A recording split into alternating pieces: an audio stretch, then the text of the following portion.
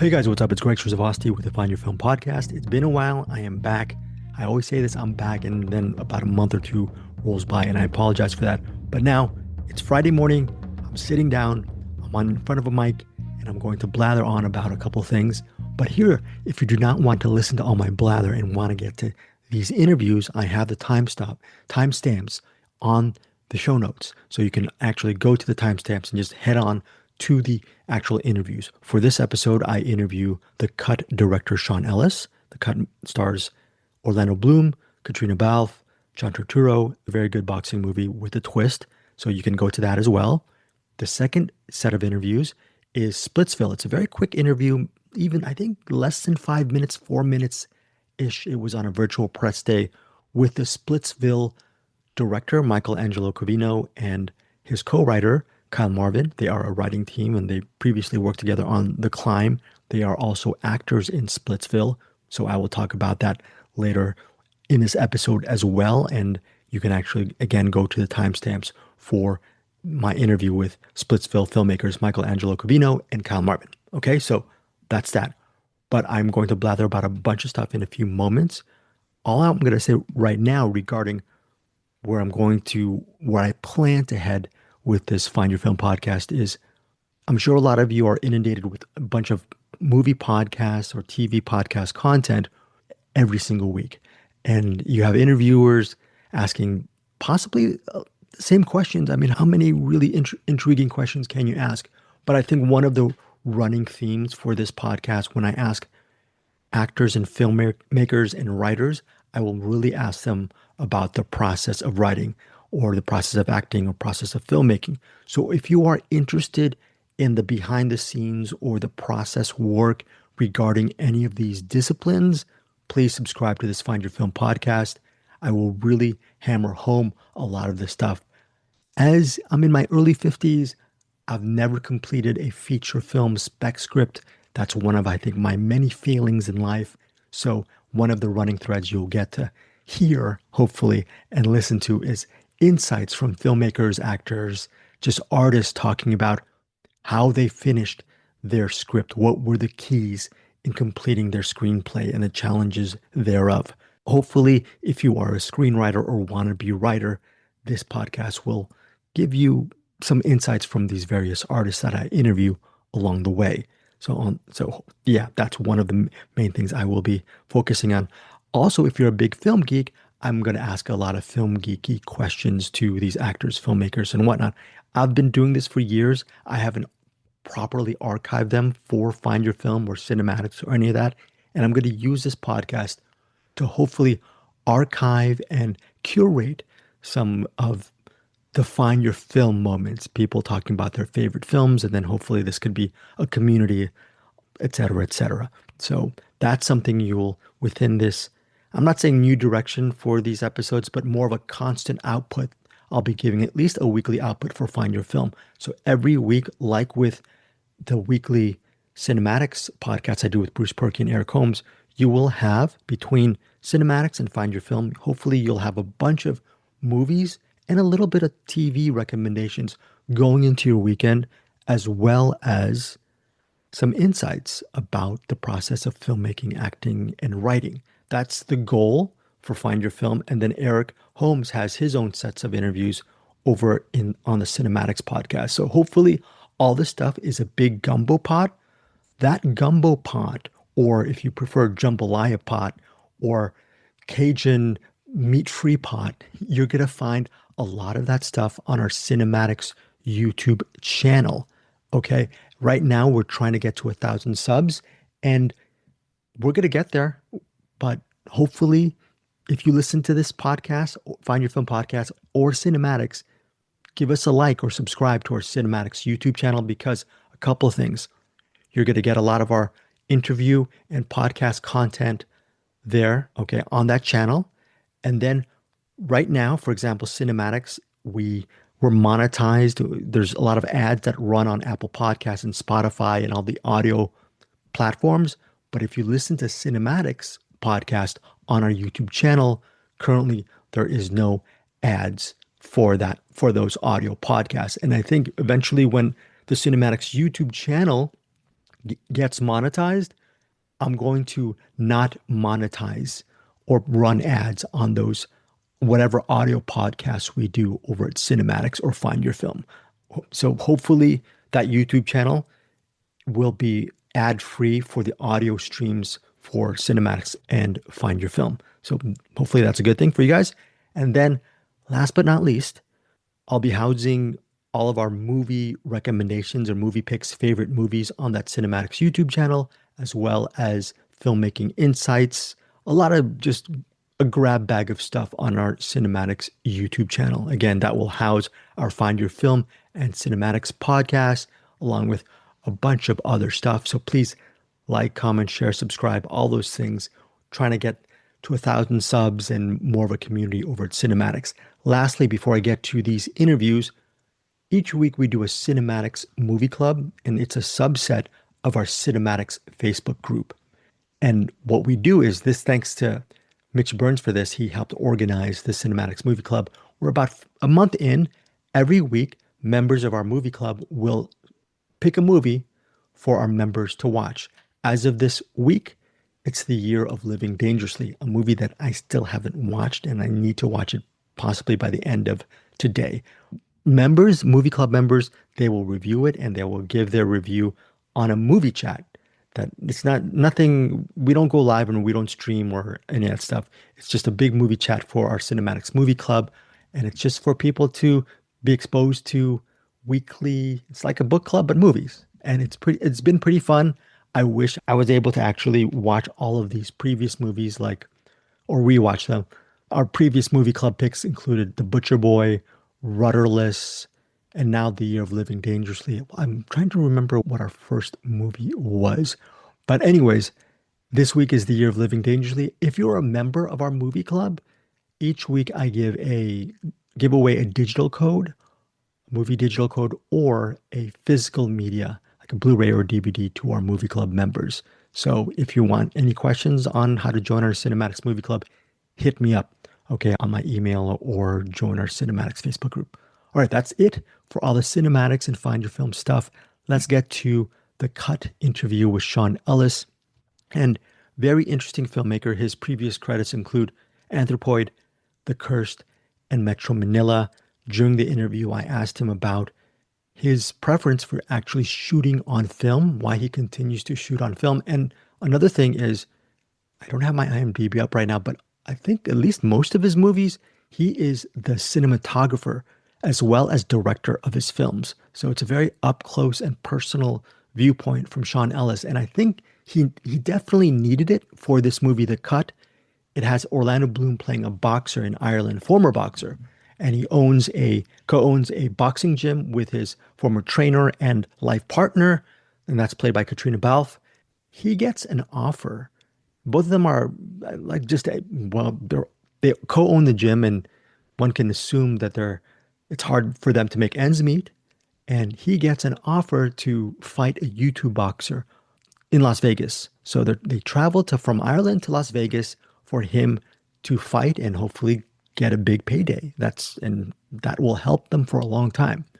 The catch is, this boxing movie, The Cut, is not a mano-a-mano Orlando Bloom in the ring looking all muscular and trying to fight his antagonist, his fellow pugilist, right? The main challenge of The Cut is Orlando Bloom has to make the cut. He weighs in at around, I think, in the 180-ish pounds, and he has to get down to 154. Ultimately, he has to lose 30 pounds within a period of 6 days. And the movie details what lengths he will go through to lose those 30 pounds. And most of the movie is shot in a Las Vegas hotel. It's actually not shot in Las Vegas. I should have written down in my notes where Sean Ellis doubled up a hotel to look like Las Vegas. And it's very interesting because The Cut is actually filmed within maybe just 3 or 4 rooms. Most of the movie is shot within 3 or 4 rooms. And when you look at the movie, it's interesting to see how Sean Ellis and his production team and how he shot certain angles to make this movie look not like a claustrophobic movie in the sense that it's just a very cheap indie budget movie, but to make The Cut look like a really good looking film. And he does that within the limited budget, which is 4 million. Just a $4 million budget. So this is an indie film, but it's a really crackling, whatever. It's just a very well done movie. Excellent performances from Orlando Bloom, Katrina Balfe, and John Turturro. John Turturro is just a madman. He plays the person, the quote unquote trainer who helps Orlando Bloom try to reach his goal of 154 pounds, I believe. And the John Turturro character does not care for the boxer. He just cares about getting him on time for the exact weight he has to clock into. Katrina Balfe it's very good as well. And I'll just say this, it's a lot of the moves. Part of the movie deals with the conflict between Katrina Balfe and Turturro's character because she cares about the boxer because they're together and she doesn't want him to get hurt. So she's only going to reach him. She's only going to help him so far because she thinks logically he can't make the weight. And yeah, he basically can't make the weight. I mean, how can you lose 30 pounds in 6 days? Turturro, on the other hand, he has no human investment in this boxer, and he's going to do whatever it takes, I don't even know he's going to do whatever it takes to get the boxer into that ring.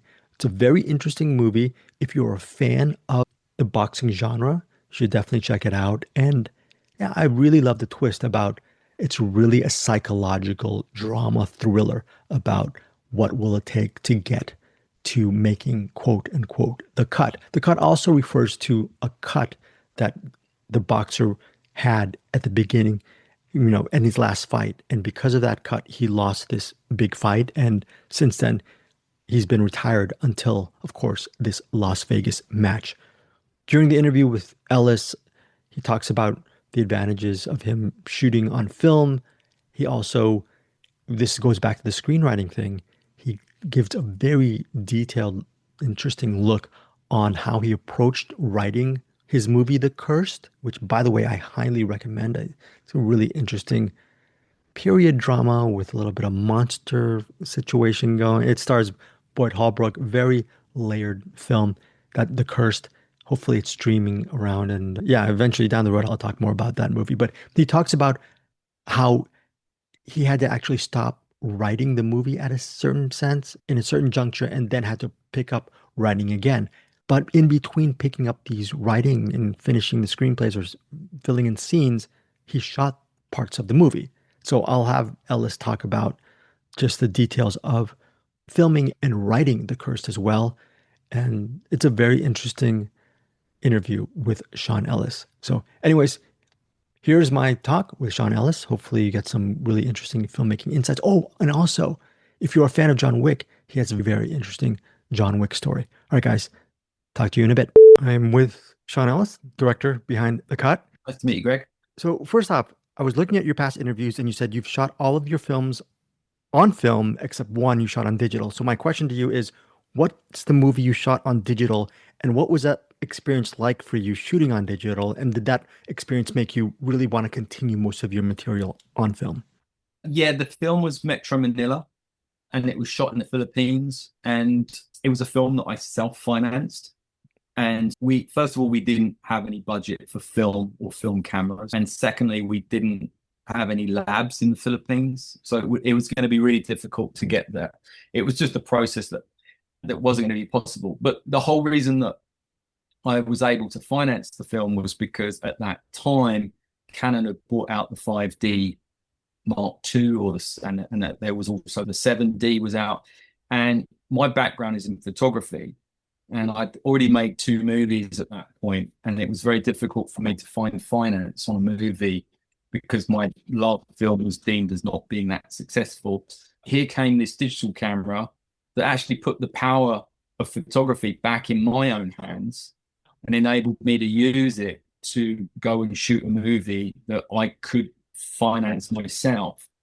So that was what was interesting. And I think off the back of that, what I did was I wanted to shoot film again, but I wanted to still be in control of it because I think ultimately that camera being back in my hands formed a very nice way of working. And so I spent another 2, 3, 4 years just really learning about film cameras and everything technical to do with film cameras and film lenses, so that I could continue, from going from the 5D Mark II to, the next film was an Ariflex 416 Super 16. So I wanted to, film. I was very familiar with film because obviously I was a photographer, and there are things about filmmaking with film cameras that you need to know. So I spent a lot of time educating myself doing that. Sean, after the massive critical acclaim Metro Manila received, I mean, you could have gone on and you said you spent several years researching more about film cameras and whatnot.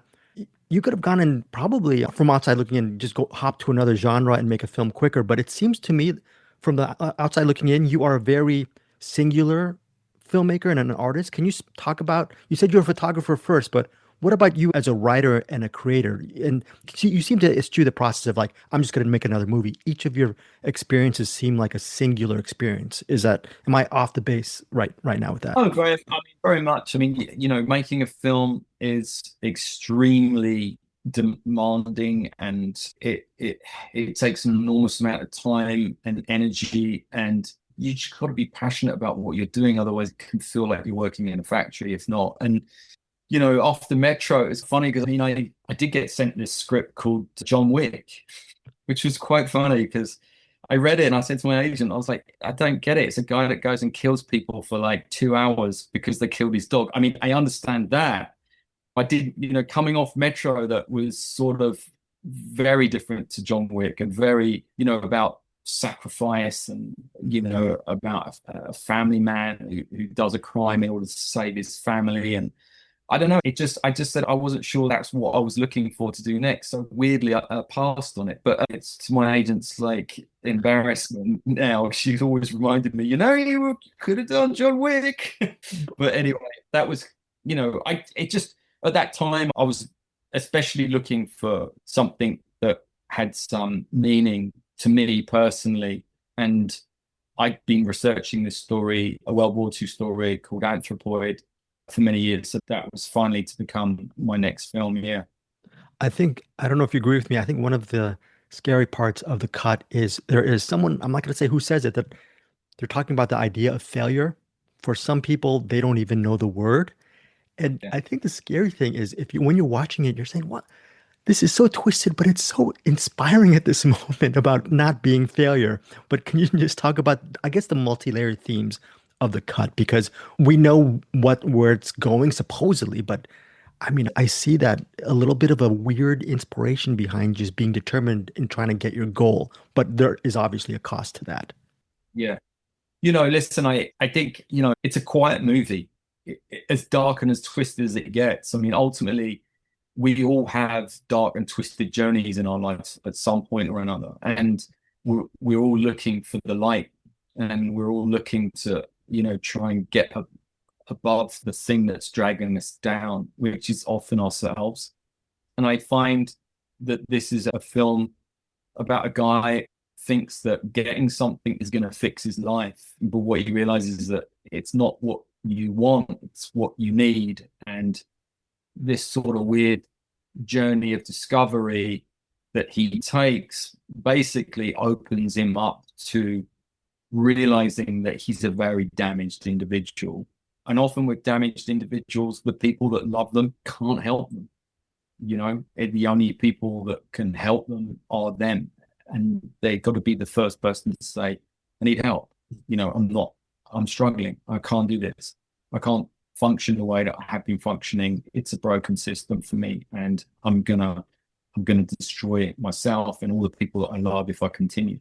So in that respect, I always try to stay true to that theme within Boxer's character, because ultimately I thought it was a film about his redemption to being able to ask for help from the ones that he loved. So I've been reading reports. Was it over 50 pounds or 30 pounds? I'm thinking it's maybe 50 or 52 pounds. Just your feeling on that POV regarding working with Orlando and then I guess shooting in reverse. How does that, Yeah. his sacrifice or his determination along with your determination, What was that relationship like on the movie? I feel like you guys must have felt really together on this project. We did a lot of talking in the beginning of the movie, and I hung out with Orlando a little bit while we were prepping, and we had lots of conversations with, his dialogue coach and his dialect coach, and and with his trainer, and the weight that he was trying to achieve, he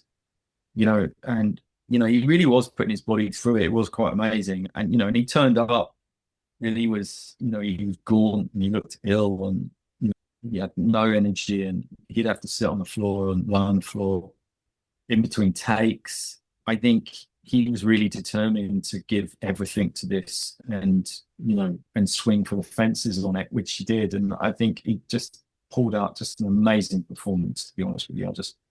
People don't actually even realize it's him half the time. So. Yeah. Sean, I have you only for 10 minutes, so just very quick final question. I really love The Cursed, and you're talking about you being a photographer, but I want to know about you as a writer. Just talk about the challenge of writing such a lived-in story and narrative as The Cursed, and what kind of advice do you give to people who are trying to finish that first script? And for someone like you, The Cursed is a very uncompromising story. What was the key for you to actually finishing that story? Well, The Curse was a bit of a strange one because I wrote like a synopsis for it, and it was an idea about this village that was plagued by a wolf, or what they thought was a wolf. And I think I delivered about 45, 50 pages of it to the producers, and they called me and they said, "Oh, we love these 50 pages." And I said, "Okay, cool." And they were like, "You know what we should do? Why don't we just go and film these 50 pages? Because you want to shoot in France in the winter. And if we don't go, like, I think it was around November or December time.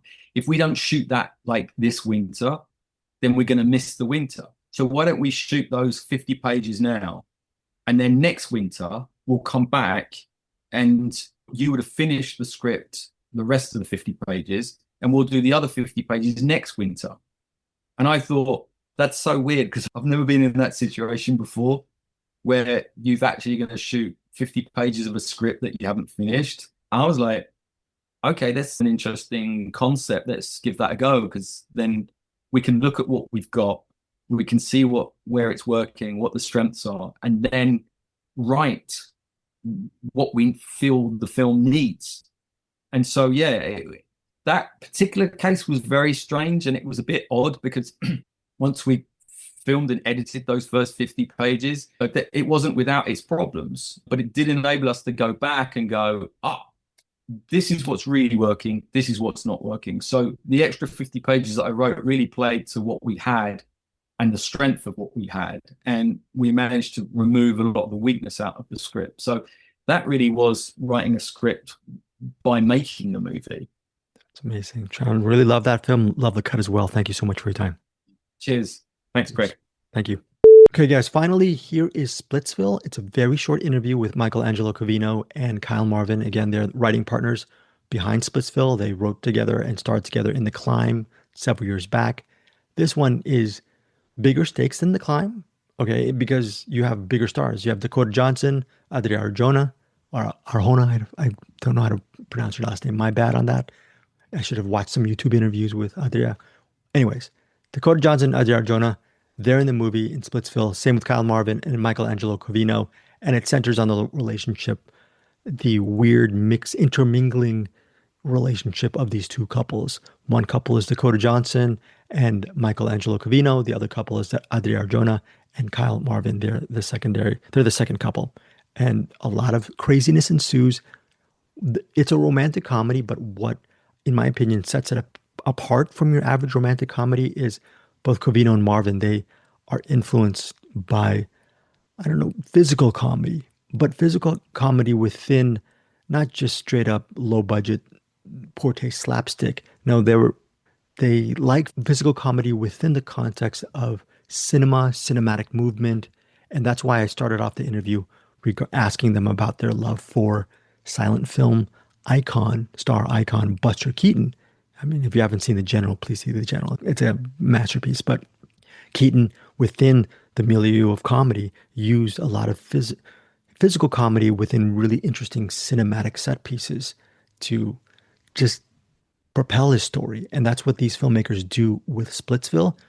Whether or not you completely love Splitsville, which I really enjoyed this movie, for me, on a cinematic level, it's worth watching in theaters because there's a great, I think, 8 or 9 minute physical comedy fight between Angelo Covino and Marvin, and it's within Angelo Covino's character's house. They have a really interesting physical fight, but there's also really interesting cinematic seemingly one take movements and just a lot of flourishes in Splitsville, which makes it more than your average romantic comedy. So if you're looking for something different, but within an adult context, a romantic comedy context, Splitsville is worth it, especially if you're a fan of Dakota and Adria as well.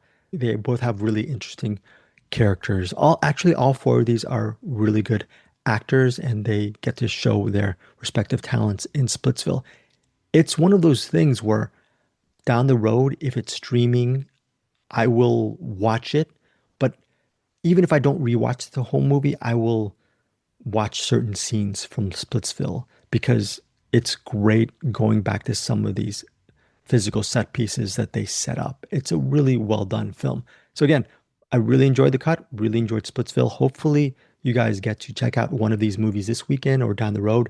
If you do, please tell me what you think of The Cut and Splitsville. And of course, here's my interview with Splitsville filmmakers, director, actor Michelangelo Covino, and actor co-writer Kyle Marvin. And again, Michelangelo Covino is also the co-writer for Splitsville. All right, guys, thanks again for supporting me over here at the Find Your Film podcast. See you guys in a few days. I have a lot of interviews coming up and whatnot, so hopefully I'll put it here on this podcast. Take care, guys. Bye. Guys, I'm Greg Srzawasti with Deepest Stream. Pleasure to meet you both. Yeah, pleasure to meet you. I am very embarrassed to say this, but late in my life, I've started watching the works of Buster Keaton.